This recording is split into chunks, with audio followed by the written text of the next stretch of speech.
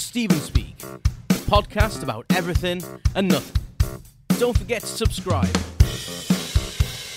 Hello, welcome to Stephen Speak, episode number 4. I can't believe it's episode number 4. It's quite amazing. I'm just surprised at myself for lasting this long. I'm sat down today, weirdly enough, so you may hear the chair creaking. So if you do, I apologise. Because I'm very fidgety. I'm a very fidgety. Put my teeth back in. I'm a very fidgety person, and I'm already reaching for a drink. So can't hit in the microphone. It's looking really good for this episode.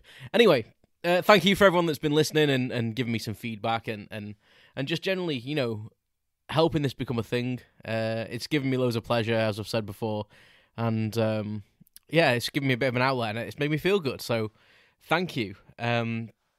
If you want to support me, just keep giving me feedback and just keep downloading. And if you're feeling super generous, then click on the link in the description and buy me a coffee.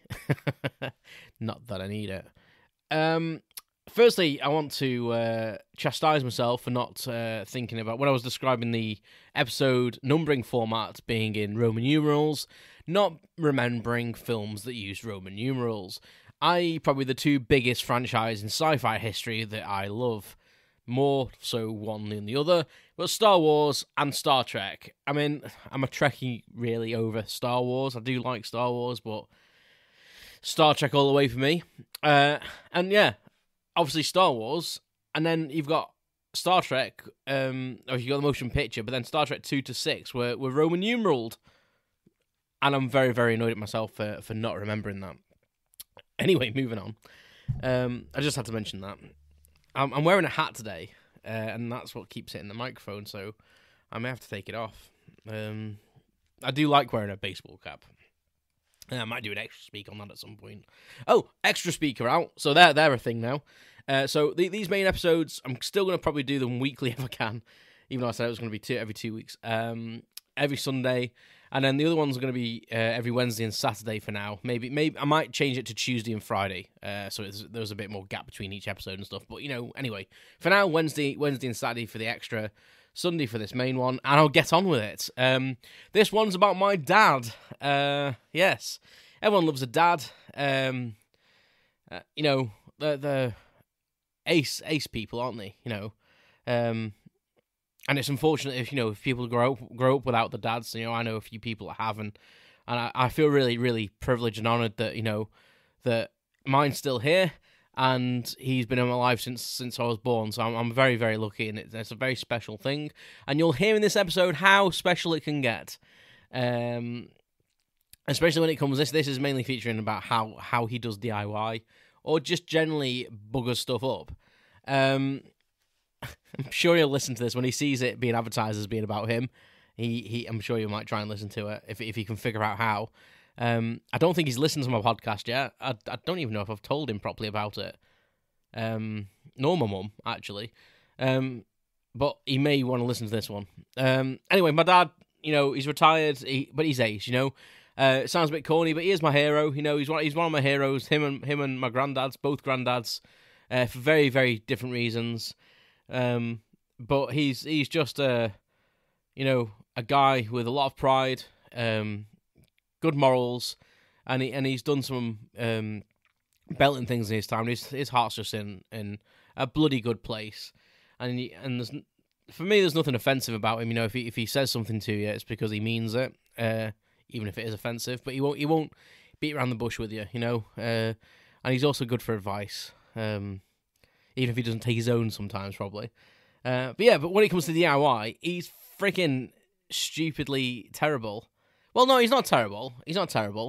I was only mentioning to Sarah earlier on that he's one of the only people I know can go in the garden for 10 minutes and come back filthy. And you're like, what the hell have you been doing? Like, if he paints things, it's all over him. If he, like, uses varnish or, like, creosote, or whatever the alternative to creosote is nowadays.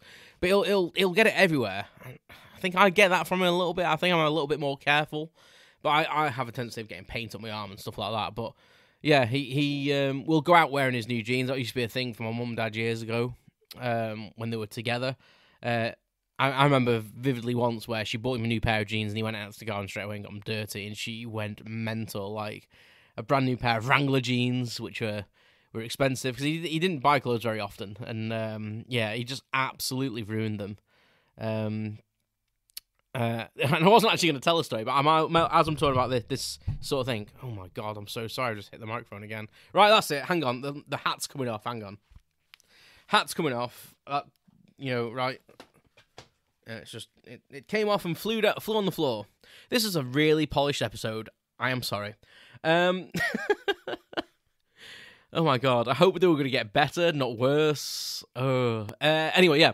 So there was one time when it was getting a new pair of jeans. I think these were brand new jeans though. Like literally, we just got from the shop and he'd put them on to break them in as dads do, and he decided that he was going to decided just on a whim, it's kind of where I get it from probably, but he was going to go and cut the dog a new piece of carpet, and he remembered he had to do this chore where we'd had some carpet fitted and he was going to cut a square of carpet for the dog to lie on. So he went off into the shed or the garage to get a big Stanley knife, and he was leaning with it on the floor, like cutting it on the patio.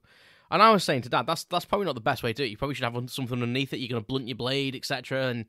And Dad's good at stuff, but he's always trying to find, I think, like the quick way around something as well. Like, it's all right, I'll do it. This will work. I'm not going to prepare anything. Like, no prep. Let's just get on with it. Let's do it. It'll work. It's a knife. And he was drawing the knife towards himself. He was like kneeling down, and he was drawing the knife towards his thigh. And I said, Dad, you're going to cut yourself open. And I think he told me to piss off or something, like get back in the house. And next minute, we had a conservatory, and we were posh. And I went back into the house, and all I heard is him go, "Ooh, oh dear." So I came out, and I look out, and his knuckles, his right hand is on his right thigh in a fist, and his left hand's like cupping it. Sorry, I just hit everything again. So his left hand's cupping it. And I'm like, you alright? And he's like, get your mother. I think I need to go A&E.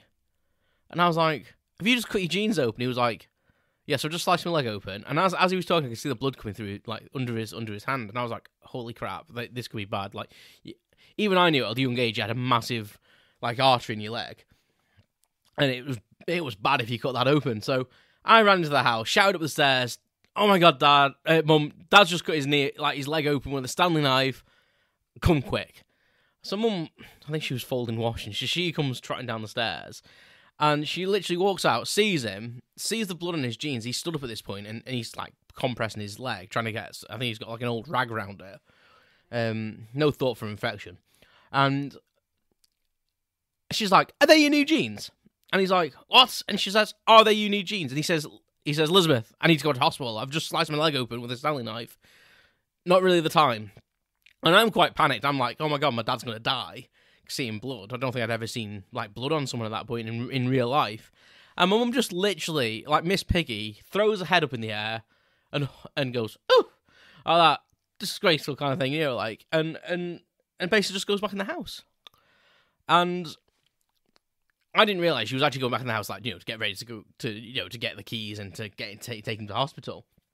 But I thought she was just going to leave him, but she was furious with his lack of care for his brand new jeans. But that's just him, like something he's doing. It'll take 5 minutes. No point getting changed.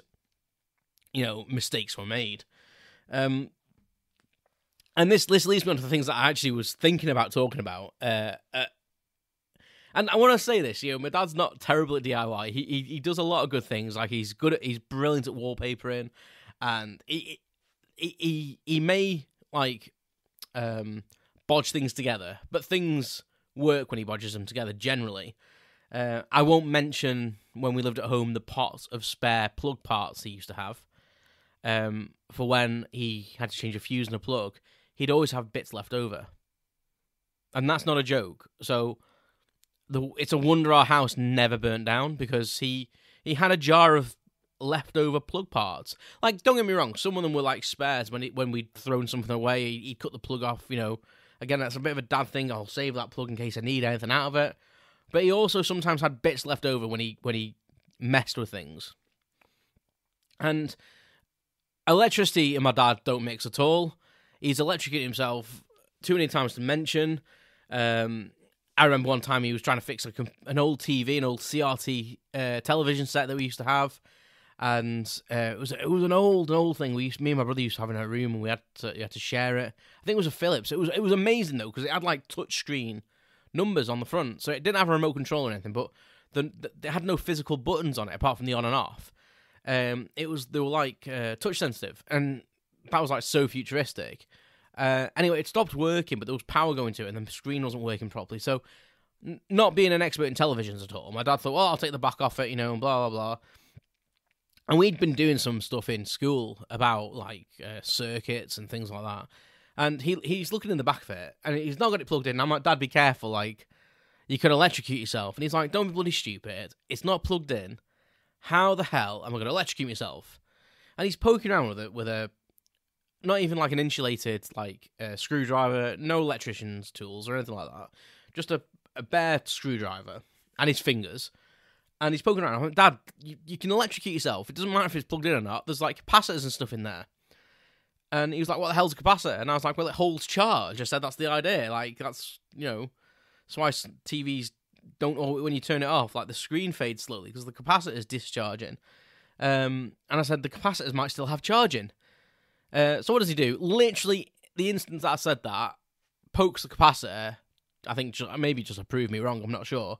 And gets a shock off it. Like, and that, I don't know if you ever touched a capacitor. Like, obviously, in the back of a television set, they're probably quite high capacity ones. And yeah, give him a crack. And yeah, I think I learnt a new swear word that day. But I think the thing that my dad's, for me, like electricity is one thing. But he's really well known for fire. In fact, actually, I've got one more electricity story I'm going to tell. And I'll get onto fire. One day I was sat in the house again. He comes in and he gets changed, not into his gardening stuff again. Obviously, Mum's not in. He can get away with it. He can put stuff in the washing machine before she gets back. So I was sat watching telly. I'm probably 10, 11, 12 years old. And he says, right, we used to have a couple of ponds. And he was always fiddling and fertiling. And so was I, to be fair. I love a pond.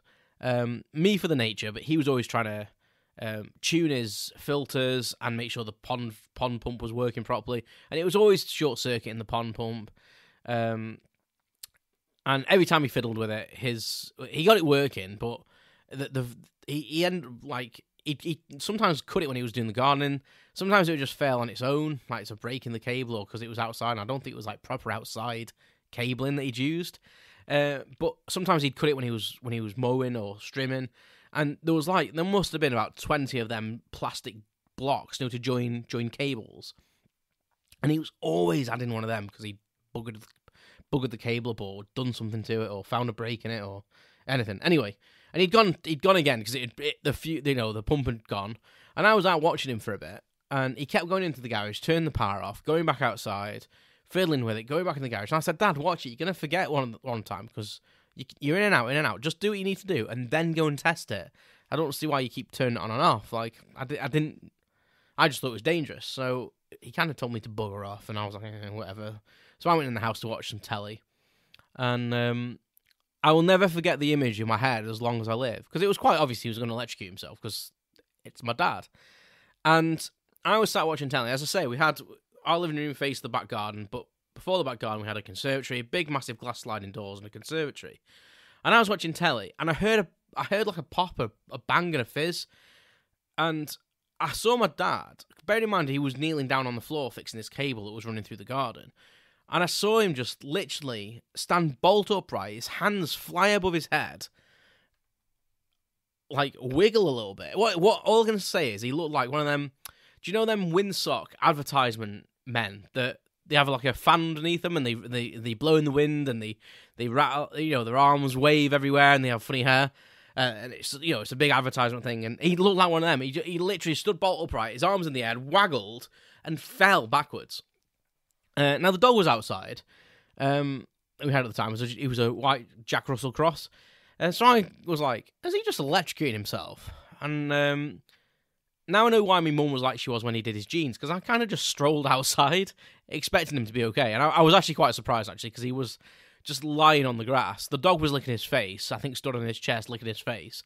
And I was like, are you okay? And he was like, get your mum.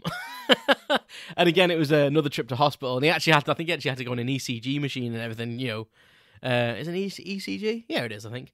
To check your heart, sinus rhythm and stuff. And yeah, I will never forget that image as long as I live, of his arms up in the air, like the film Platoon, shaking and just falling backwards. I think probably one of the funniest things I've ever seen, but with serious consequences.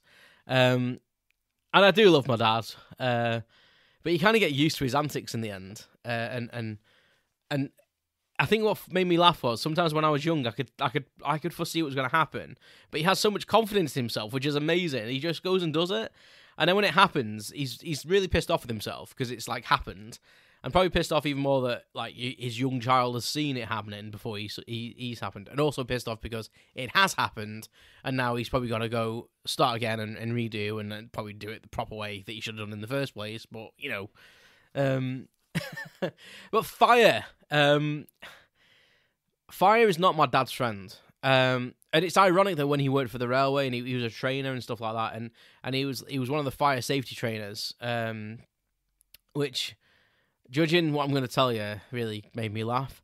And it still makes me chuckle now. But my dad has pretty much set fire to every garden in every house he's ever lived in. He would dispute that, but I think he's probably caused somewhat damage in most gardens he's lived in.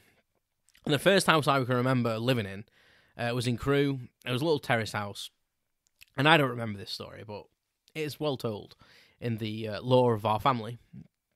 And I think it was a really dry summer, so there was a little back garden, and it was really dry, and I think he wanted to burn stuff, and he'd been on shifts, and you just want to get stuff done so you can just relax. And I don't think he'd taken into consideration the fact that I think he just creosoted the fence, and the grass was super, super dry, and he was trying to burn some rubbish. I know you can connect the dots, but my dad didn't.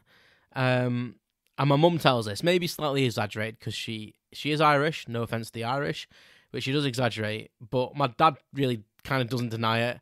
But if you ever seen the episode of Men Behaving Badly, when is the character named Tony? The one that isn't Martin Clunes. What's his name? Anyway, I think it is Tony. He builds a barbecue, and he builds a sauna, and he builds a barbecue. He's like goes into woodwork, but he builds a barbecue out of wood, and he literally pretty much sets fire to the whole garden. Well, that was pretty much my dad did. He started this bonfire, which set fire to the grass, which then in turn set fire to the newly creosoted fence. And he had the worst hose trying to put it out. My mum said it was so ridiculous. It was funny, but it kind of wasn't funny at the time. But afterwards, they were like, "Oh my god, look at the garden!" And well, at least he didn't have to cut the grass. I mean, I don't remember that story, but I can, as I've seen him firsthand do this in a slightly different way, which I'll get to in a second. I can completely imagine this happening. Yeah, he is always a bit of a firebug. He loves a good bonfire. He loves, and I think humans like. I love a good bonfire. I love an open fire. Something about starting a fire and keeping it going and poking it with a stick and getting it to ignite into flame again. And I remember we had a family friend years ago who had to open a fire. It was the only bit she lived in a little cottage, and it was great. We'd go around, and when we'd have snacks and stuff, she'd say, "Oh, don't throw it in the bin, just throw it on the fire." And 3 empty packet of crisps on the fire. Which is probably super bad for the environment, but that's what we did. And it's, I don't know, there's a thing about fire, isn't it? It's a very, basic instinct that fire is, it's dangerous, but, there's power in it. And my dad definitely has that instinct in an abundance, to everyone's kind of downfall, really, because he's deadly. In the family home where I spent most of my time growing up in, I remember one day he was burning stuff in one of them burning bins. Excuse me, I'm going to have a drink, because, drinks. He was burning one of them. He had them what are they called, incinerator bins. You know, the silver ones. They look like the old dustbins we had years ago. Showing me age a little bit there. And I think you've realised now, my dad's a little bit impatient sometimes, and he was very much wanting just to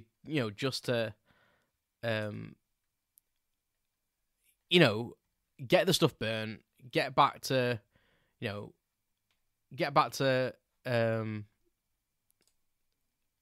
doing whatever he was doing. I don't know, like probably just chilling out because he'd been working so hard.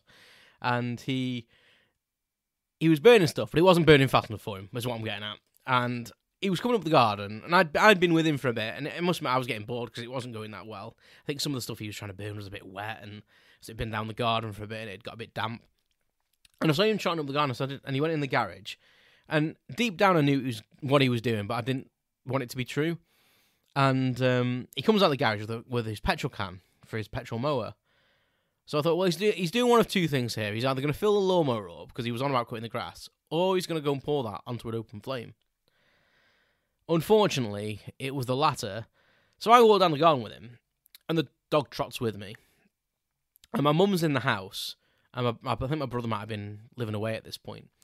So I get down. We had quite a long garden at this house. It was about 150 meters long. We were really lucky, like to have such a suburban house with such a lovely big garden. And my dad and my mum had spent a lot of money, landscaping it into sections. And like the top bit was a lawn, then the middle bit, was like gravel. Then there was a drop down level which went into like a little seating area with a little summer house. It was beautiful. Then beyond, I sound like I was rich, but I wasn't, honestly. And then the last bit of the garden was pretty much where the dog went, and it was just all grass. And we used to, and then there was a little brook and a field. The brook sounds idyllic, but it stank. And anyway, that's where he was burning stuff. On the little bit at the very bottom of the garden, that's where he was burning his stuff. And I said to him, Dad, what are you doing? He said, oh, bloody thing's not bloody going fast enough. And I was like, okay then. Do you think that's wise though, Dad? And he was like, why? And I was like, well, it's an open flame. The fumes might set fire and set the petrol can on fire. Oh, I'll bloody do it safely. It's fine. Leave me alone. And I stood at like the entrance to the grassed area, which stepped down again into the grassed area, and he went to his burning bin. And the dog just looked at me as if to say, really? And the dog's instinct must have been, I don't know what's going to happen, but it's going to be bad. And he buggered off. He actually was like scared. He was yelping for me to like go with him. And I was like, no, it's fine. So my dad opens the petrol can. And bearing in mind, it's quite a big area of grass. It's probably like the normal width of a garden, probably like, say, like 6 meters wide. But it was about 15 meters long. So quite a substantial bit of grass. And the burning bin's just offset to the left. And it's going around. I'm like, Dad, that's going okay. I think if you just leave it for a bit, let it take, and then you can start throwing some stuff in it. And he's like, no, I've got bloody things to do. I can't bloody wait for this to take fire. I've got to do it. And he starts listing everything he's got to do. And I'm like, right, okay, but just be careful. He literally unscrews the top of the petrol can. I can see it in my head, and it's just so funny.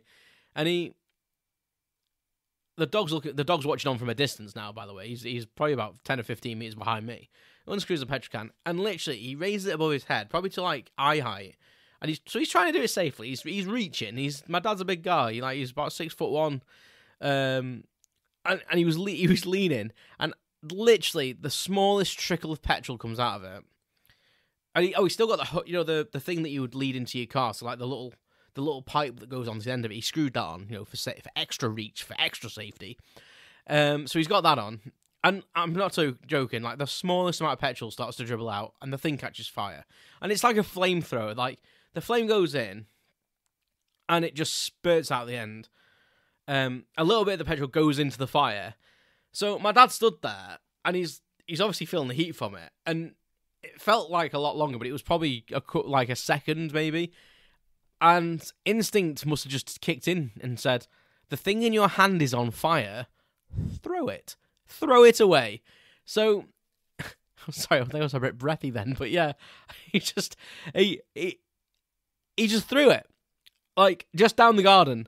And it's a wonder he didn't set himself on fire, actually, because it spiraled. The way he threw it, it like spun the petrol can. and it was like a Catherine wheel of flames. It like spurting out. I will never forget this again. He's left me with some lasting images. It was like he's throwing down the garden. It was just spiraling out flames everywhere, and the whole middle of the garden, obviously where the petrol had hit, was just on fire. And he just walked over to me, calmly as anything, and went, "Your mother's going to moan about that." And I was like, "Are you all right?" And he was like, "Yeah." And I actually think he burnt it in his hand a little bit, actually. Like the heat burns when it went up. But his petrol, his incinerator was definitely going well then. Yeah, and that's just my dad, and there's kind of like an innocence in what he does. Like it's never malicious, and he's just trying to get things done.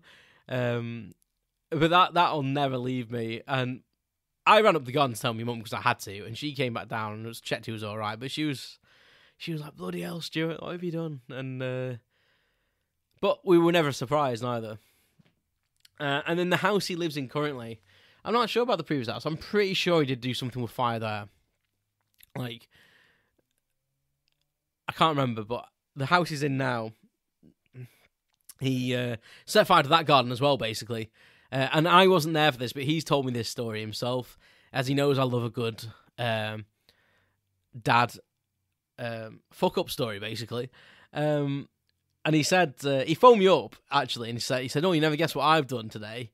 And I was like, "Oh, I don't know." And I just went, "Set the garden on fire." And he went, "Yeah." I don't know why I thought about that, because I just thought, oh, sounds like a dad thing to do. But he actually had. And what he'd been doing is, them weed whacker, like flamethrower things you get for your weeds. He'd had one of them. And I did say to him when he bought it, I was like, "Why have you bought yourself one of them? You and fire don't mix. Like, this is a flamethrower, like really, isn't it?" And he was like, "Oh, I've got bloody loads of weeds and I'm just going to burn them in the patio." And I was like, "Okay, then, that's probably minimal risk for you. If you stayed somewhere that isn't flammable, like, fair enough." And he was doing this in the garden one day, and he was walking around the garden, and then he started to venture where there was a few more plants and some bedding plants, and there was a weed growing up his tree. So he was killing the base of it, which was near his pavement, and then he was moving towards the base of it, and fundamentally stayed on it too long and set the base of the tree on fire. And bear in mind it was summer again, but he planted a load of bedding plants. He spent quite a bit of money, like doing a bit of landscaping and stuff like that. And his trees looked lovely. I'd only been there, I think, the day before, and it looked bloody gorgeous what he'd done. And he was just moaning about his weeds, and he said, "I'm going to sort them tomorrow." And I was like, "Well, be careful." Famous last words. And he said it took pretty quickly. And I said, "Well, it's a tree, Dad. It's made of wood." And he said they had a dog at the time, and he said that he walked into the house, and he looked at the dog's bowl and thought, "Oh, well, that'll put it out." But he said by the time he picked up the dog's bowl full of water and came back out again, it was quite a large fire. And he said he walked over to it and just threw the dog bowl on it, like just threw the water from the dog bowl on it, as if it was going to put it out, and then felt really disappointed that it hadn't done anything. And he got his hose pipe out, but my stepmom, I think, phoned the fire brigade, because by the time he was getting the hose out, like, the tree was pretty much on fire, and it was killing all the plants around it and setting fire to all the plants, and there was another tree adjacent to it, which was, like, starting to smoke. And my dad got the hose pipe out and kind of kept it under control, but the fire brigade turned out and just literally put it out for them. But, yeah, that's my dad. An absolute hero of mine. He got me onto the career path that I am on now. I think for him at the time it was just like get out and earn some money, but for me it's turned into a brilliant career so far. So I think that, as long as I don't follow his footsteps only on the railway path and not into the DIY setting things on fire, I think we'll be okay. But yeah, that's my dad. Ex-railway, ex-military, ex-3 para. Very proud go-getter of a guy who's extremely likeable, in my view. I don't want to be too gushy about him, but he's a nice chap, and I want him to keep producing these stories, but not endangering his life. So I'm hoping there might be some more stories in the future. I've got loads more stories where that came from anyway, so he might be the content of some extra speaks or some future podcasts. But yeah, and I might even speak about him in a nicer way, and actually tell you about some more serious things about him. But yeah, that's my dad and his DIY ventures, and yeah, that's him, and that's been this episode. So that went really quick for me, and it was really fun to reminisce on them times. And I hope he doesn't mind that I've exposed him, but I don't think he will, because pretty much most people I speak to for any length of time, and my dad comes up, these stories will come out reasonably quickly. So probably a lot of people listening to this that know me will have heard a few of them stories already. So thank you very much for listening, and I'll see you next time. You've been listening to Stephen Speak Podcast. I'd appreciate it if you hit the subscribe button.